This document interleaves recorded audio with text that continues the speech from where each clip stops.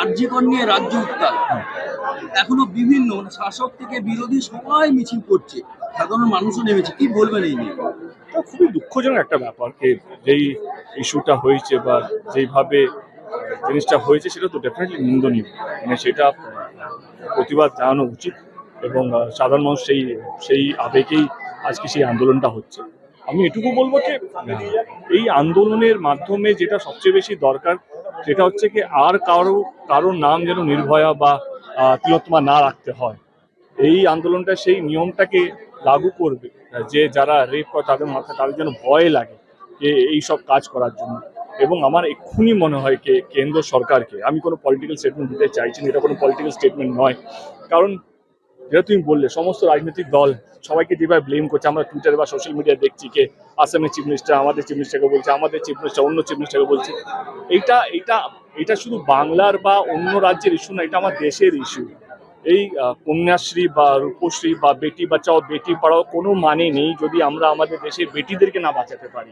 আমার মনে হয় এক্ষুনি কেন্দ্র সরকারের অল পার্টি মিটিং ডাকা উচিত, অল সিএম মিটিং ডাকা উচিত এবং এইটাকে কিভাবে আটকানো যায়, রেপিসদেরকে কিভাবে চিহ্নিত করা যায় এবং তাদেরকে কি পানিশমেন্ট দেয়া উচিত। শুধু বাংলার বা পশ্চিমবঙ্গের বিধানসভা পাস হলো সেইটা যাতে নয়, এটা আমার মনে হয় কি দেশের সংবিধানে এটা নিয়ম আসা উচিত যে অ্যান্টি রেপ বিল আসা উচিত। এবং এইটা আমাদের দেশে না, আমার যেটা কষ্ট, মানে আমি রাজনীতি 10 বছর ধরে আছি, আমি যেটা মনের মধ্যে আছে সেটাই বলার চেষ্টা করছি।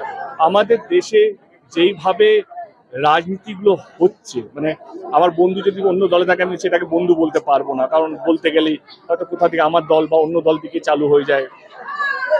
এমন ভাবে আমাদেরকে ডিভাইড করে গেছে একটা একটা আরজি করে কাণ্ডটাকে, যেভাবে অন্য রাজ্যরা তারা ওয়েপন হিসেবে ভাবছে কি এইটাকে আমরা, মানে এই নবান্ন একটা হেলিকপ্টার আসবে, দিদি নবান্ন থেকে হেলিকপ্টার দিয়ে উড়ে চলে যাবে, বা এইটা তো লজ্জা শুধু বাংলার মানুষের নয়, এটা তো ভারতবর্ষের প্রত্যেকটা মানুষের লজ্জাকে আমাদের দেশে এতগুলো প্রকল্প মেয়েদের জন্য, আমাদের নারীদের জন্য, কিন্তু তা সত্ত্বেও আমরা এইগুলো বাঁচাতে পারছি না। এখনো বছরে 90,000 মানুষ আর মেয়েরা রেপ হয় এবং প্রত্যেক দিন কোনো না কোনো মেয়েকে আমরা তিলোত্তমা নাম দিই, কোনো না মেয়েকে আমরা নির্ভয়া নাম দিই। তো আমার যেটা মনে হয় আন্দোলনটা আন্দোলনের জায়গা এবং আমি সেটাকে সমর্থন করছি, শান্তিপ্রিয় আন্দোলনকে আমি সমর্থন করছি, কারণ এটা আমাদের গণতন্ত্রের একটা অধিকার। অনেক জায়গায় এটা হচ্ছে কি রাজনীতির রং, মানে রাজনীতি লোকেদেরকে ঢুকতে দেওয়া হচ্ছে, সেটাকে আমি সাধুবাদ জানাই।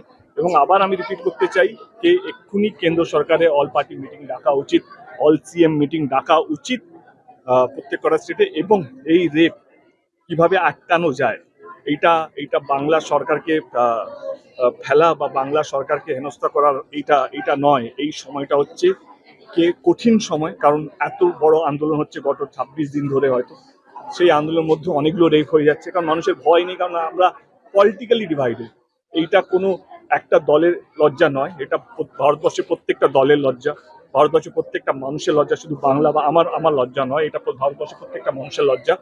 আমি এই আন্দোলনটাকে এমনভাবে দেখতে চাই যেটা 100 বছর অবধি ভারতবর্ষের প্রত্যেকটা মানুষ মনে রাখবে যে এই আন্দোলনের মধ্যে অ্যান্টি রেপ বিল পাস হয়েছে এবং এই আন্দোলনের মধ্যে আর তারপরে কোনো মেয়েকে তাকে তিলোত্তমা নাম দেওয়া হয়নি, নির্ভয়া নাম দেওয়া হয়নি। তবেই গিয়ে আন্দোলনের জয় হবে, প্রত্যেকটা মানুষ সমর্থনে যারা রাস্তায় নেমেছে তাদের জয় হবে, এটাই আমি চাই।